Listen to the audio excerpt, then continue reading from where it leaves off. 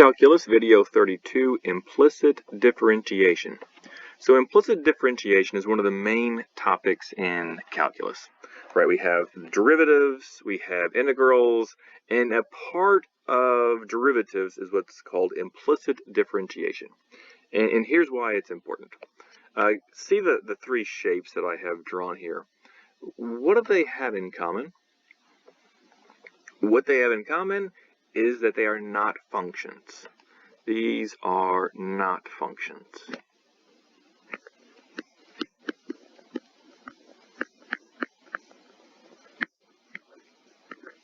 Remember that a function, right, has one output for every input. But in this case, like on the circle that I have here on the left, if I have an input x, it actually has two outputs, y here and y here.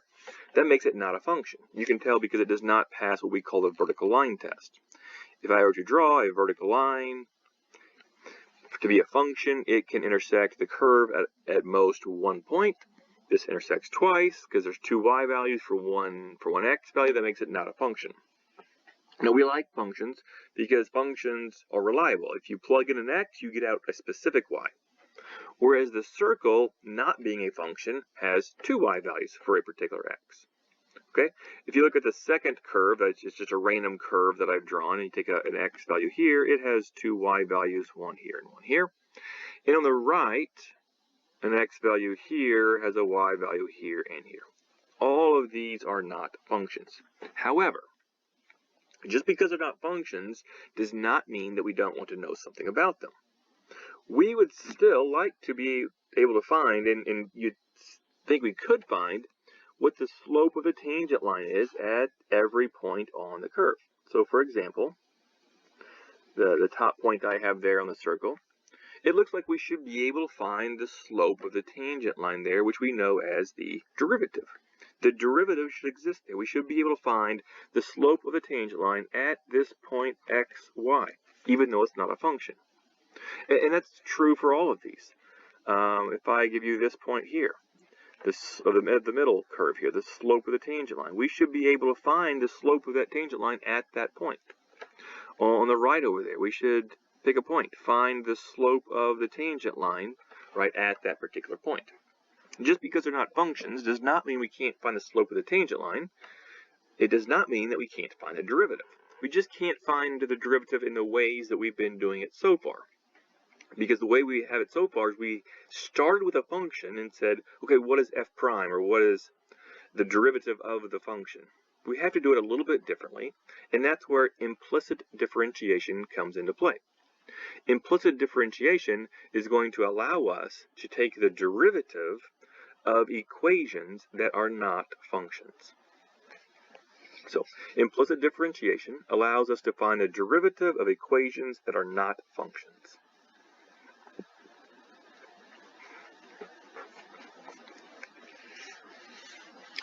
To do so, we are going to use the chain rule.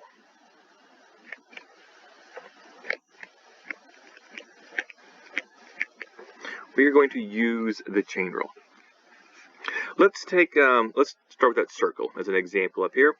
The equation of a circle, if you remember circle equations, are x, let's say a circle centered at the origin. A circle centered at the origin, like this one is x squared plus y squared equals the radius squared. X squared plus y squared is equal to r squared.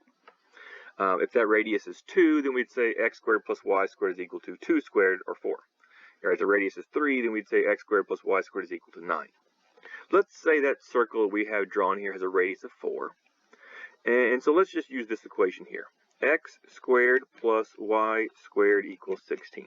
All right, this is a circle of radius 4, circle of radius 4 centered at the origin.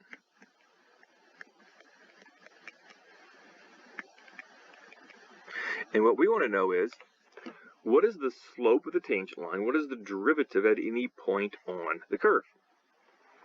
All right, so to do so, we will need to take the derivative of y with respect to x. I'm going to do a little side work over here. So we want to find instead of using f prime, because we can't anymore, we're going to use the other notation dy dx. And dy dx, that's the derivative of y with respect to x.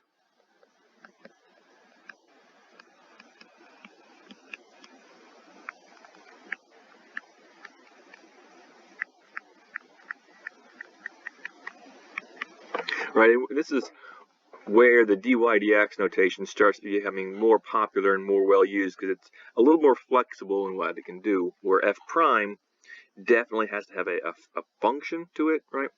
Dy dx does not. So here's how we do this. Let me, a little side work. We'll keep going with our side work over here. We'll come back to the equation x squared plus y squared equals 16. So if you have a term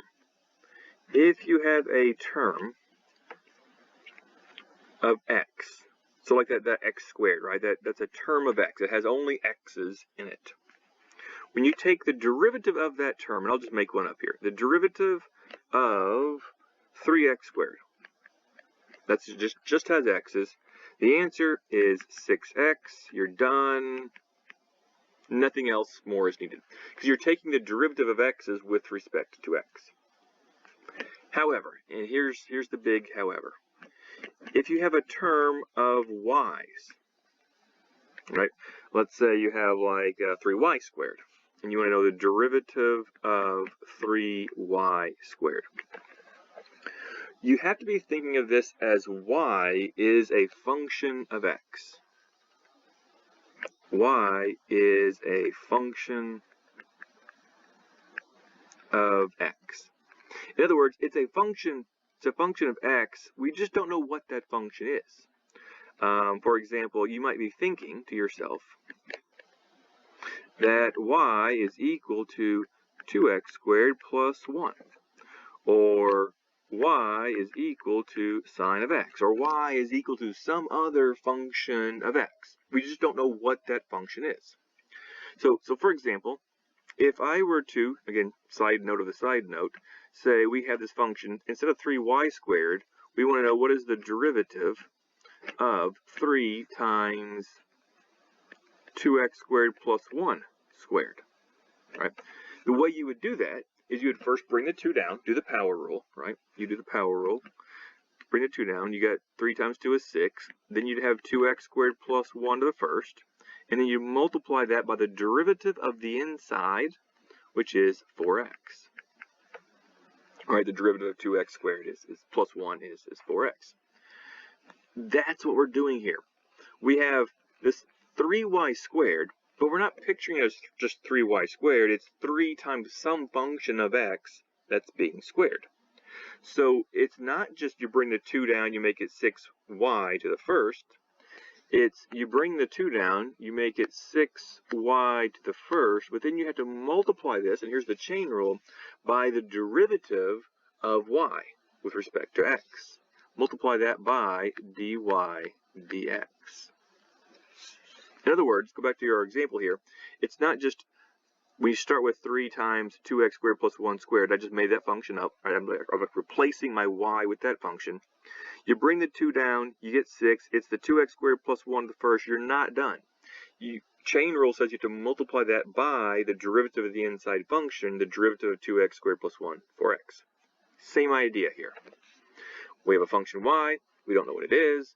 We'll do the power rule. We'll bring the 2 down. We get 3 times 2 is 6 times y to the first, but we have to then multiply it by the derivative of whatever that function y is, dy dx. That is implicit differentiation.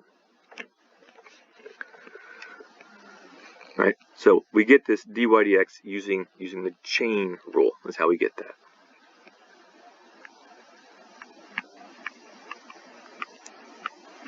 Chain rule. Okay. That's the idea behind it. Basically, every time you see a y and you take the derivative of y, that's a better way to say it. Every time you take the derivative of a y, it's not just the derivative of the y. It's not just 3y squared is 6y. It's 6y times dy dx. But if you have just x's, then the derivative of 3x squared is just 6x. Done. All right, back to our circle example. We have x squared plus y squared is equal to 16. We want to know what the slope of the tangent line is at any point on that curve. And so we'll take the derivative. We'll take the derivative implicitly, meaning that the derivative of any x term, like x squared, just gives me 2x. But the derivative of the y term, since y is some function of x, is 2y times dy dx is equal to the derivative of 16, which is 0. Once we do that, we will solve for dy dx. You're basically treating the dy dx, even though it's an operation, the derivative, you're treating it like a variable. You're going to solve for it.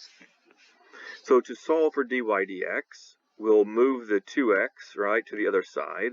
We'll subtract 2x from both sides more accurately, and we'll have 2y times dy dx is equal to negative 2x. Divide by 2y, solving for the dy dx, you get negative 2x over 2y, or you might say dy dx is equal to 2's cancel, negative x over y. That is the derivative implicitly.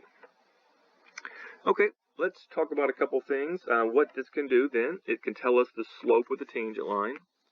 This derivative here tells us the slope of the tangent line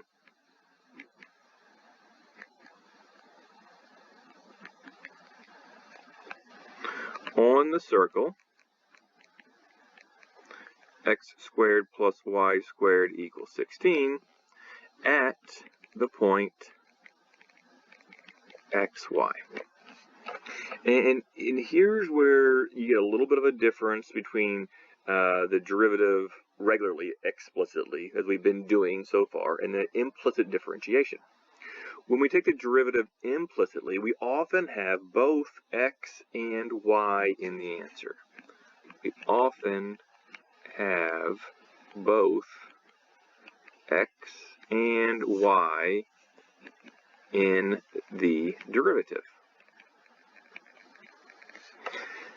Whereas before, when we took the derivative, we just had x's, right? So, prior to this, if I give you a function f of x equals, so side note here, f of x equals nothing too hard here, like x cubed minus 6x plus 1, you would take the derivative, and you'd get like 3x squared minus 6. All x's in the answer. So if I wanted to know what is the slope at x equals 2, the only thing you have to do is plug in an x value of 2 into the derivative. You'd say, okay, f prime of 2, 3 times 2 squared minus 6, that's 12. 12 minus 6 is 6. And we'd say the slope at x equals 2 is 6, or 6 over 1. Okay, but now that we have implicit differentiation, as mentioned before, what we see is we often have both x and y in our answer, as we do right here, negative x over y. So it's not enough just to plug in the x value in order to find the derivative. You also have to plug in the y value. Now that should make sense to us because go back up to the top. Just plugging in an x value is not enough to determine the slope of the tangent line. Because on a circle, if you just plug in the x, do you mean the slope of the tangent line and from the orange line I've drawn there, or do you mean the slope of the tangent line from this second line? Both of those have an x value that's the same. It's the y value that makes a difference. And so for implicit differentiation, we often have to plug in both the x and the y to know exactly what point we want the derivative at. Okay, let's make up a point. X squared plus y squared equals 16. X squared plus y squared equals 16. So if x is 3, 3 squared is 9, 16 minus 9 is 7, y must be the square root of 7. Okay, just making up a point here. What is the slope of the tangent line at 3 root 7? Okay, and we know we're talking about 3 root 7, which is the top point. I could have also used 3 negative root 7, which would have been the bottom point and given us a different slope. dy dx, so slope, well, let's use slope here. Slope is given by the derivative dy dx, which we know from up here is negative x over y. We will need to plug in both the x and the y. That's negative 3 over root 7. That is the slope of the tangent line at the point 3 root 7. So if you go up here, we see that the slope of this orange line, slope is negative 3 over root 7. Which negative, that makes sense here. But if I were to plug in this point down here with the pink looking tangent line, that would be the point 3 negative root 7. 3 negative root 7. And so if I were to plug, what's the slope at 3 negative root 7, we see slope is the derivative, negative x over y, that's negative 3 over negative root 7, that's positive 3 over root 7. And now we see the slope is positive, which makes sense. If you look back at the circle, we see that the pink tangent line here, right, has a positive slope of 3 over root 7. Same angle of slope, but one's negative, one's positive. So that's how we find the slope of the tangent line for curves or equations that are not functions. We use implicit differentiation. When you take the derivative implicitly, what you're doing is anytime you have just an x term, you just take the derivative. But if you have a y term, you have to multiply that by, you take the derivative and then multiply that by dy dx.